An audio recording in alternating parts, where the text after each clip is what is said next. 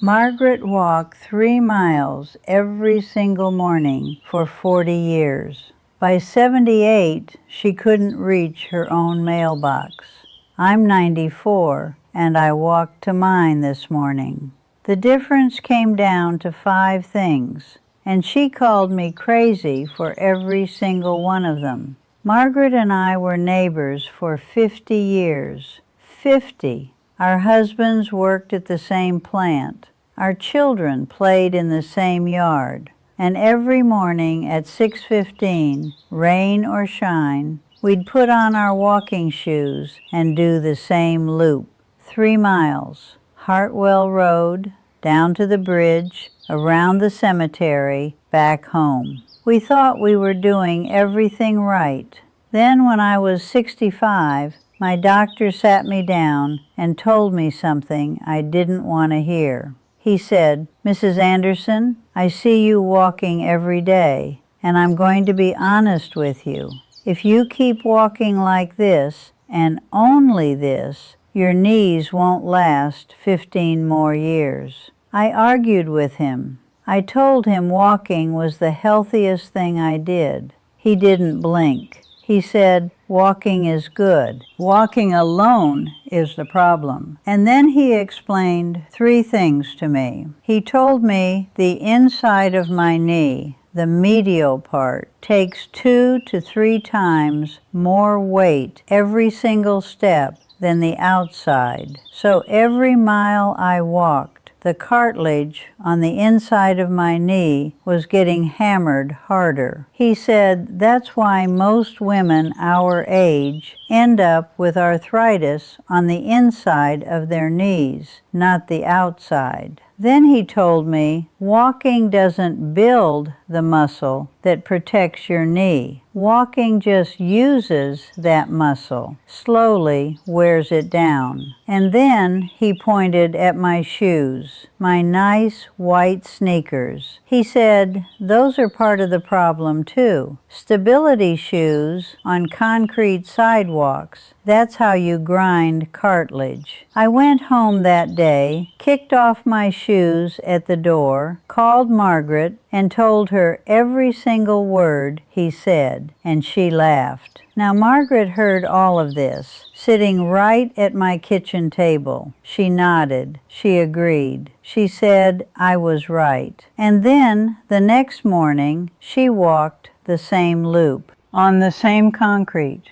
in the same bad shoes, because knowing isn't doing. And the first thing I begged her to do instead, she fought me on it for 10 years. By the time she finally said yes, she couldn't even get into the pool anymore. Number 1, water walking. Most doctors will tell you that water aerobics, getting into a pool, is the single best thing a senior with achy knees can do. The water holds you up. It removes about 80% of your body weight off your joints. 80%. You can move freely. You can build strength. You can get your heart going. And your knees feel like they did when you were 40. I went to my first water class at 66. I was the only one in there under 70, and I was embarrassed. Within 2 weeks, my knees stopped aching at night. Margaret wouldn't come. Said she wasn't getting into a pool full of old women in swimsuits. Vanity. Vanity cost her her legs. 3 mornings a week. I still go. 28 years now. Number 2, the recumbent bike. Now hear me. This isn't the regular bicycle. This is the one where you sit back, almost like a chair, and pedal out in front of you. They cost a couple $100. Some senior centers have them for free. My doctor told me it's what saved his own mother's knees. Same heart benefits as a walk, none of the pounding. 0 impact on the joint. I keep one in my bedroom. Every night while the news is on, I pedal for 15 minutes. That's it, 15 minutes. Margaret tried it once at the rehab center. Said the bike was for fat people. Never touched it again. All right, that's 2 of the 5.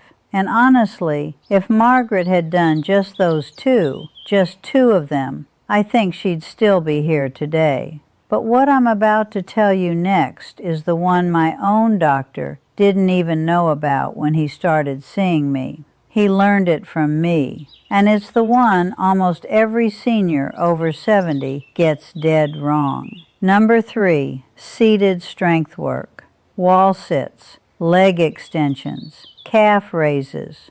This is what nobody tells you. Walking does not build the muscle that holds your knee together. Walking uses the muscle. To build it, to actually protect your knee, you have to work it directly. And you don't need a gym. You don't need a trainer. You don't need any equipment. Every morning at 7 a.m., while my coffee's brewing, I do a wall sit for 1 minute. Just lean your back against the wall, slide down until your knees bend, hold it there. Then 10 leg extensions each leg, sitting in my kitchen chair. Then 20 calf raises while I'm brushing my teeth. 3 minutes total. 3 minutes. My thighs at 94 are stronger than my granddaughter's at 35. And that's not bragging. That's because she walks, and I don't just walk. Margaret called this exercising like a man, said women our age shouldn't grunt. So she didn't, and her thigh muscles wasted away year by year while she walked her 3 miles. By 75,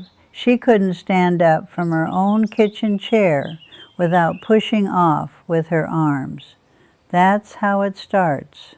Number 4, Tai Chi, or any slow, controlled movement class. Most senior centers have them for free. Some libraries do too.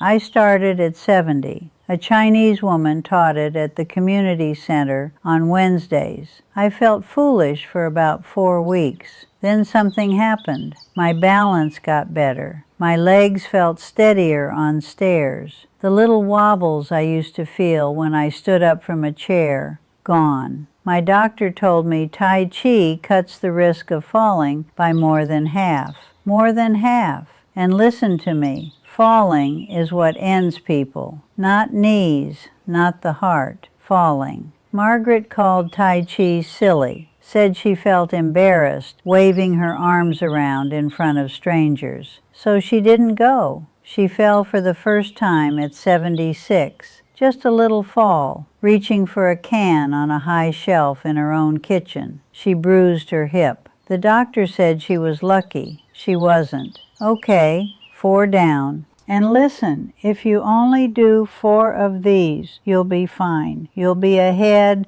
of 95% of people your age. But the 5th one, number 5, is the one Margaret called silly. She called it embarrassing. Said old women shouldn't be seen doing it. And I think if I had pushed her harder on this one, just this one, she might still be walking today. Because number 5 isn't really about your knees at all. Number 5, walking poles, Nordic walking. You know those 2 long sticks the hikers use, like ski poles, but for walking on the ground? That's it. That's the whole thing. My doctor put me on poles at 70. He told me 2 things. First, the poles take about 1/4 of the weight off your knees with every single step. So if I had to walk on concrete, and I did, I wanted my morning walks, my knees would only be taking 3/4 of the damage. But here's the second thing. The thing he didn't tell me until I was 78. The poles give you 2 extra points of contact with the ground. You can't fall. You can't fall. I told you the 5th one isn't about your knees. It's about your independence. It's about staying out of that wheelchair